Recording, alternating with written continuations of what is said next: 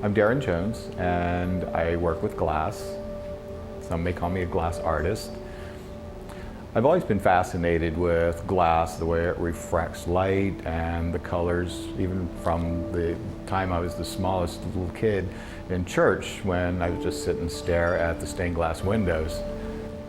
I started working with glass probably my second year in college. I actually ended up acquiring an old pane from an old window, an old church, stained glass panel, and decided it was in such bad repair I wanted to repair it. So I began taking stained glass classes in order to reconstruct it, and ended up actually creating something totally different than the original.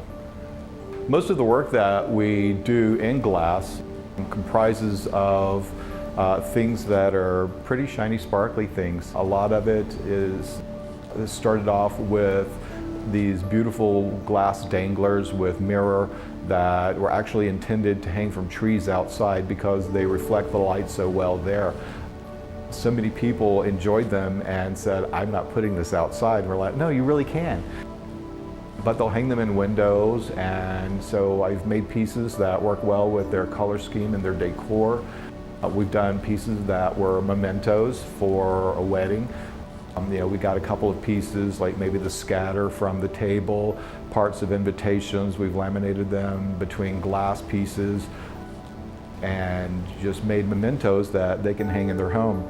We've done everything from like danglers that people call home jewelry, that they'll hang from lamps or in windows or shades, Christmas ornaments. We did the mirror projects that hang for the Museum of Contemporary Art for their annual event there, with crystals and mirror. A lot of sump glass, molded glass, vases. The ideas that I come up with come from lots of different places. Sometimes I will take a picture of a garden and want to use that color palette. I've gotten it into my head that I wanted to do a series for representing different seasons or water or sea life. It just depends on whatever inspires me. The creative process starts out with a general idea. It may be something that I found that I want to incorporate, and I build a project around it, or something that is unusual, or sometimes other people will give me the idea. They'll go, hey, you ought to do this. It becomes kind of a little bit of a collaborative process, just hoping that everything works out well. Sometimes the toughest part is you have to understand the mechanics of glass. So the difficulty comes in wanting to do things and having to figure out a new way to do them.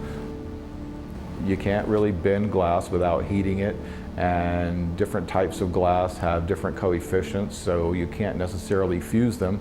And so a lot of times you have to be a little bit ingenious as to exactly how you're going to get your project to come together. We're getting ready to launch on Etsy, and so you'll be able to find some of our work there. There are also a couple of galleries that are around Tucson that are looking at our work at this point, and we hope to have them there soon as well. Now that we're fortunate enough to be moving into the new shop and work studio, we've got space where we can actually expand and create larger and more intricate projects.